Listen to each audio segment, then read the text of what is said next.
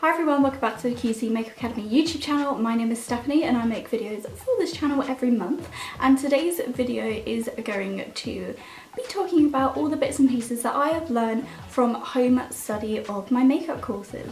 So there's a few little makeup techniques that I absolutely love that I have found that I sort of figured out how to do and conquer by doing home makeup courses really. It's just some simple little bits and pieces. Like I remember when I was a lot younger, maybe like 14, 15, when I was trying out with makeup, I tended to apply my orange foundation in the most awful lighting, and I did happen to learn a little bit obviously from the courses with the lighting. So I used to either apply it, especially when it was winter and it was really dark out, I only had like my bedroom lighting, or I'd go into my bathroom and then I'd come out completely orange. And I just felt with this course it does cover, you know, you need natural lighting, or if you do have them, studio lights. But if you don't have studio lights, or if you don't want to purchase them, or ring lights or anything, you can use natural lighting. Especially with my YouTube videos on my own channel. Before I had studio lights or a ring light,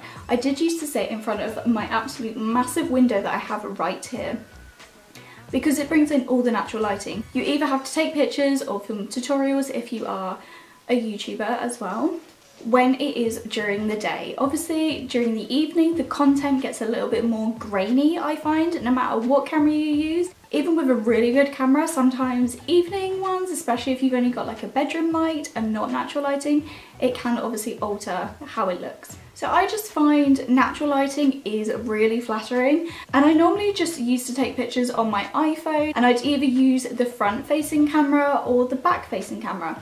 Now with the back facing camera you can't necessarily see what you are actually looking at, but my little trick that I like to do is I grab a little handheld mirror, and what I do, obviously I have the phone facing this way and the mirror in front, so I can see on the mirror what is on this screen.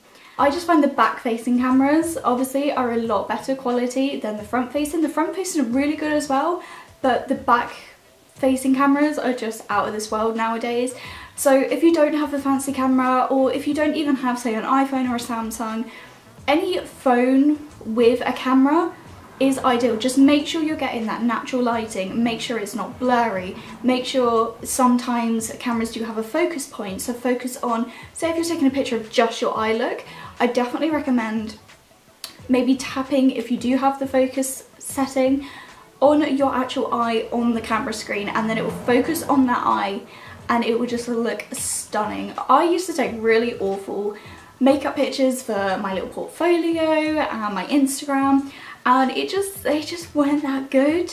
But then I found obviously if you don't have studio lights, natural lighting is going to be your best friend. I'm going to say it so many times in this video, but it is honestly going to be your best friend. And also if you do have a mirror to hand, it really helps just having it there. I also find as well sometimes when I used to take eye makeup looks specific, I would just have my eye completely open or completely closed. I would never do the little trick, especially if you've got lashes on. It looks fantastic. I will insert a couple of pictures as well where your eye is half closed, where your lashes are like on point, and you can see a bit of eyeshadow, you can see underneath your eye makeup, everything. It just looks fantastic, really flattering. It also looks, sometimes if you don't do a lot of eye makeup, you stick some lashes on and you do the eye little position, it's gonna make your pictures look out of this world, honestly. So just having it a bit like that, it looks really horrible here, don't get me wrong. This is why I cut out this part of my face and you only see the eye. But it just looks fantastic. I cannot recommend it enough. I definitely think as well the position of, say, your phone. So if you are going for a front facing one, you're going to be able to see your face a lot better. And I definitely don't think, you don't want it facing down because you can get shadows appear as well. So you want it either parallel or even a bit higher, and it's really flattering as well for your face. Sometimes it makes my face look a little bit skinnier, especially with all the contour as well. But having it up, and then especially if you've got the sun, I know America's sun is like completely different to the UK sun, I swear, it's fantastic, especially that peak time in the evening, I think. I don't know what time exactly, but it's just amazing apparently, and it makes your skin look flawless, you look so tanned, everything is lovely. So you're gonna want your highlight to pop in that sun as well. And I just can't express how much a picture makes a difference as well, especially if you're going out and you're trying to find an employer for a makeup artist or just anything in that industry. If you turn up and your portfolio pictures aren't the best, or they're blurry, or they're too dark, or they're grainy, or you just can't see and they're just not well quality.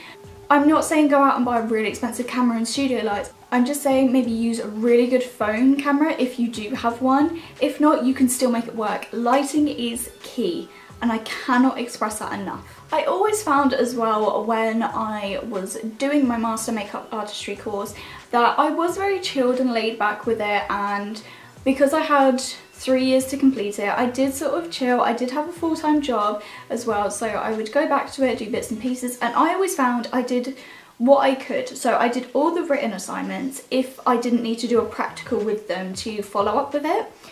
I would always do them first because I'm very much, even back in my school days, I was very much a coursework person. I'd get really good grades in my coursework because I'd be so committed and put so much into my coursework rather than an actual exam. But in this case, instead of an exam, it is more like practical, like tutorial assessment that way. So it wasn't necessarily as difficult as school anyway, but it worked. And I always found I'd be able to do, obviously, all my written ones really quickly, and then I could focus and prepare and make time for a model or a client necessarily to come over, or I go to them to do the practical assignment on.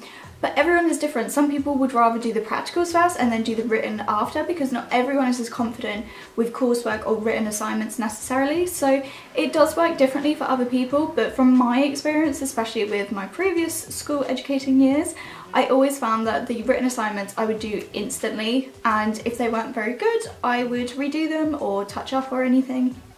However, with my practicals, I think in all my entire unit assessments for practicals, I only ever redid one once, and that was because I really wasn't happy with it, and that was one on me. So every other look that I've done, whether it was a smoky eye, whether it was bridal, anything like that, I always did it once there and I'd send it off.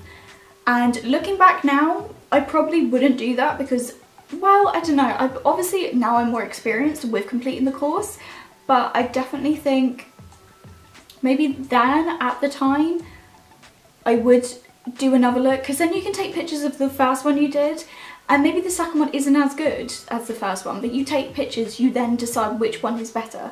I definitely think having like 2 different looks, or even 3 or 4, however many you want to do, don't just think, oh okay, I've done it once, I'll just send it off, like I did. It wasn't bad, I did get good grades out of it, but looking back now, sometimes I kick myself thinking, I could have done that smoky eye darker, I could have done that better, I could have blended it out better. That's just me criticising myself. So don't think obviously that you have to, that is just what I would do.